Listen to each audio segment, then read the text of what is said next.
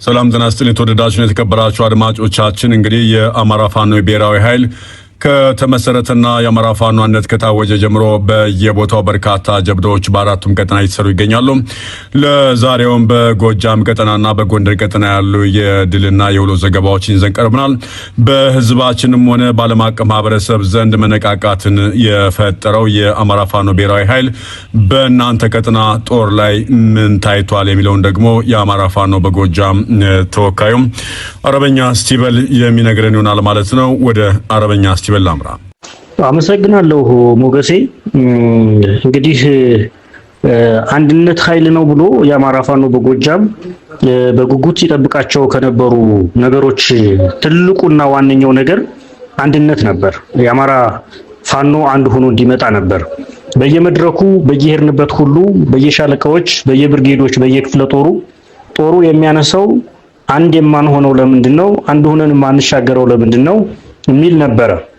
ይሄንን የሚያበስር የህዝቡን የፋኖን ጥያቄ የሚያበስር ዜና ግን ያው በዚህ ሳምንት ውስጥ ሰምተን አልፈናል ማለት ነው። ይሄም ምንድነው? የአማራ ፋኖ ብሔራዊ ኃይል በአራቱም ግዛት ያሉት የፋኖ አመራሮቻችን በአንድ ላይ ተገናኝተው መመስረት መቻላቸው ነው።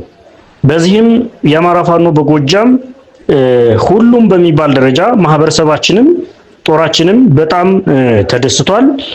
ደስታውን እየገለጸ ያለበት ሁኔታ ነው ያለው። እንግዲህ አንድ ሆነናል።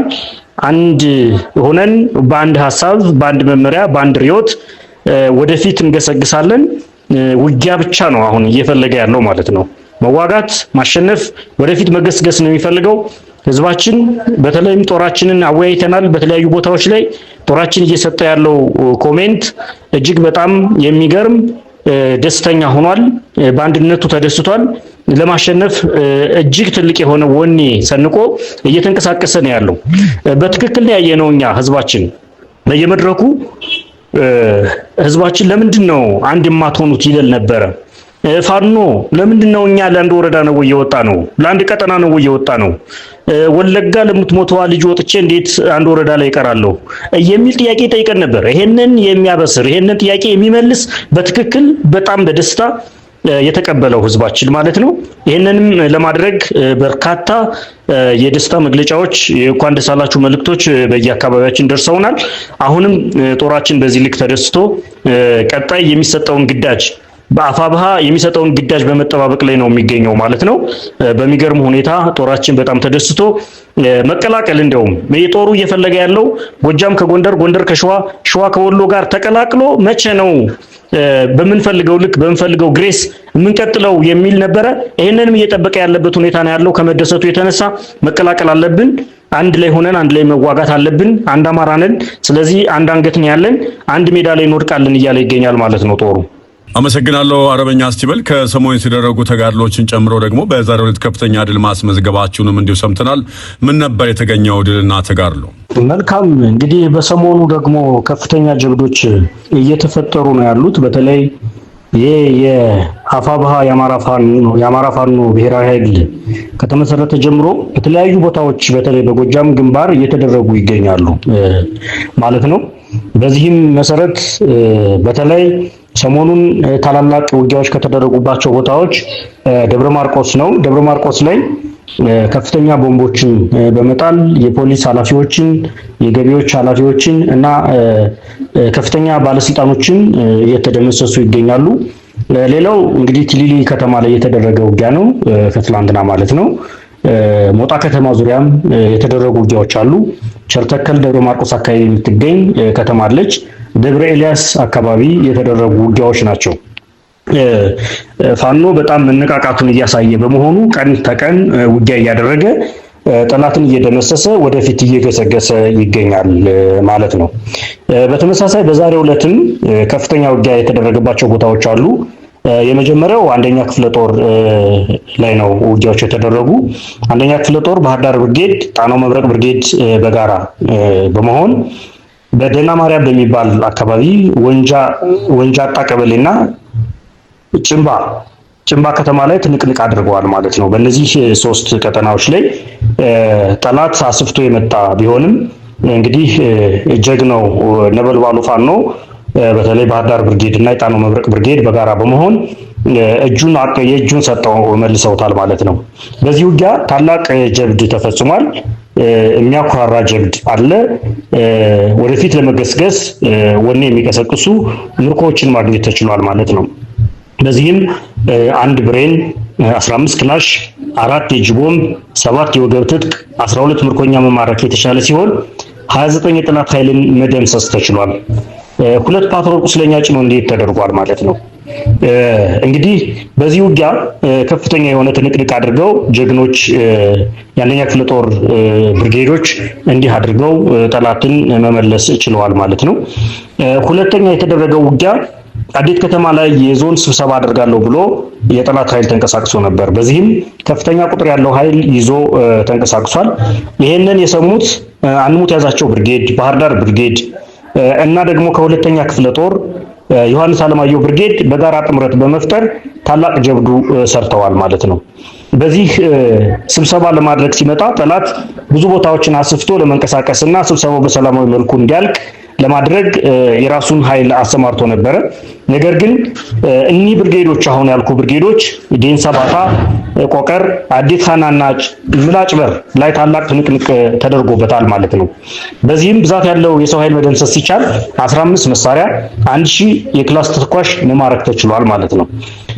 ይህ ለፋኖ አዲሱ አይደለም። ከዚህ በፊትም በዚህ ቀጠና እጅግ ትልቅ ጀብዶች ሲፈጸሙ እንደነበረ የምናስታውስ ይሆናል ማለት ነው።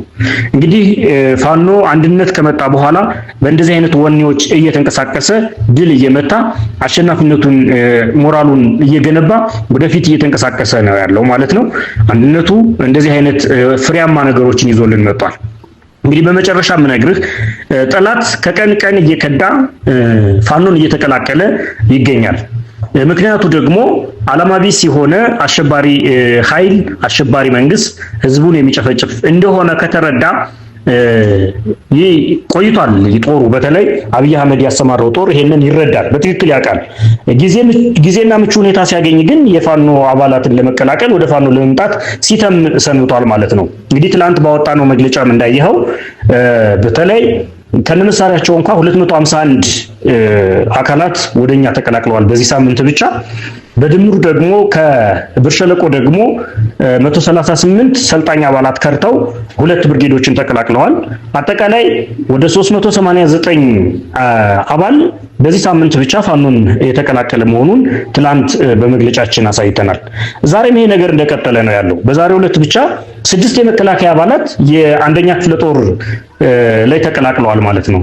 ከነስማቸው ማቅረብ የሚቻል ይሆናል። የነዚህ ስም በሶሻል ሚዲያ የምናስተላልፍ ይሆናል ማለት ነው። ሌላው ግን ሚሊሻዎችም በተለይ ከቢቸና ሚሊሻዎች ወጥተው ፋኖን ተቀላቅለዋል። ይሄው ነው እንግዲህ ያለው ነገር። መንግስት ኦልሬዲ ያሰለጥናል። በሰለጠነ በማግስቱ ደግሞ ፋኖን እየተቀላቀለ ለፋኖ ትጥቅ እየያዘ እየገባ ይገኛል ማለት ነው። ይህንን አቀናጅተን ወደ አጠቃላይ ውጊያ መርተን ለድል ለማብቃት ደግሞ እኛ በደንብ እየተዘጋጀን በተለይ የአማራ ፋኖ ብሔራዊ ኃይል እየተንቀሳቀሰ ይገኛል ማለት ነው። የዚህ የብሔራዊ ኃይሉ መመስረትም ፋኖ በአንድ ልብ እንዲዋጋ አንድነትን እንዲያስብ ወደፊት በላላማው ጸንቶ እንዲቆም አድርጎልናል ማለት ነው። ጠላት አሁንም ይመጣል፣ እኛም እንቀበላለን፣ እናሰለጥናለን፣ እንዋጋለን። በዚህ ልክ ነው የምንቀጥለው ማለት ነው። ለነበረን ጊዜ እጅግ አድርጌ ነው የማመሰግነው። በዚህ አጋጣሚ የተከበርከው የአማራ ሕዝብ እንኳን ደስ አላችሁ። አንድ ሆነን መጠናል፣ በአንድነት እንቀጥላለን ለማለት እወዳለሁ። በጎጃም ቀጠና የነበረው ዜና ይሄንን ይመስላል። አፋብሃ ጎጃም። በተመሳሳይ ደግሞ የአማራ ፋኖ ብሔራዊ ኃይል የጉና ክፍለ ጦር ወይም ደግሞ ሜጀር ጀነራል ባንታ ባታ አንደኛ ኮር ውስጥ ጉና ክፍለ ጦር አለና በዛም ቅጥና ዛሬ ከፍተኛ ጀብድ መሰራቱን ሰምተናል። ምን ነበር የተገኘው ድል የሚለውን ደግሞ ከጉና ክፍለ ጦር የምንሰማ ይሆናል። አማራ ፋኖ ብሔራዊ ኃይል ሜጀር ጀነራል ባንታ ባተ ኮር ጉና ክፍለ ጦር እስቴ ዴንሳ ብርጌድ ግንቦት 16 2017 ዓ.ም የሜጀር ጀነራል ባንታ ባተ ኮር አካል የሆነው ግዙፉ ጉና ክፍለ ጦር እስቴ ዴንሳ ብርጌድ ከቀኑ 12 ሰዓት እስከ ምሽት 4 ሰዓት በስቴ ምድር ከመካነ ኢየሱስ ተነስቶ ወደ ቆማ ፋሲለደስ ሲጓዝ 2 የተለያዩ ቦታዎች ማለትም ሸምበቆሽ ከተማና ብራደጌ ቀበሌ ላይ በተወሰደው የአማራ የአማራ ፋኖ ብሔራዊ ኃይል ጠንካራ የደፈጣ ውጊያ ሸምበቆች ላይ ከአራቱ ፓትሮል ሁለቱ ሙሉ በሙሉ የተመታና የተደመሰሰ ሲሆን ብራደጌ ላይ ደግሞ ሁለቱ ሲኖ ተሽከርካሪ እርምጃ ሊወሰድበት ችሏል። ብራደጌ ላይ በነበረው ውጊያ የእስቴ ወረዳ የገቢዎች የስራ ሂደት ኃላፊ አቶ ክንዱ ይባቤና ሌሎች ካድሬዎችም ሊደመሰሱ ችለዋል። ይህ የገቢዎች ኃላፊ የቆማ ፋሲለደስን ማህበረሰብና ነጋዴ ከፍተኛ ግብር በመጠየቅ ሲያሰቃያቸው እንደዋለ በዚህ ዕለት ብዙ ዋጋ ሲያስከፍላቸው እንደዋለ በአገዛዙ አራዊት ሰራዊት ወታደሮች ሲያስገርፋቸው እንደዋለ ለማረጋገጥ ችለናል። የከተማው ነዋሪዎችን በአገዛዙ ዕድሜ አርዛሚ የአብይ ሸኔ ወታደሮች ሲያስገርፍና ሲያሰቃይ እንደዋሉ አረጋግጠናል። በዚህ ውጊያ ሁለቱ ፓትሮልና ሁለቱ ሲኖትራክ ሙሉ በሙሉ የተደመሰሰበት ቆማ ፋሲለደስ መሽጎ የነበረው የአገዛዙ ወታደር በጥቋቁር አናብስቶች ውስጥ የዴንሳዎች የውባንታ ባተ ልጆች ተገርፎና ተንበርክኮ ቆማ ፋሲለደስን ተገዶ ሊለቅ ችሏል። በዚህ ሰዓት የአገዛዙ ዕድሜ አርዛሚዎች ከንጋት 11 ሰዓት ጀምሮ መካነ ኢየሱስ ከተማ ዙሪያ በፍርሃት ምሽግ እዚህም እዛም እየቆፈሩ ነው የሚገኙት።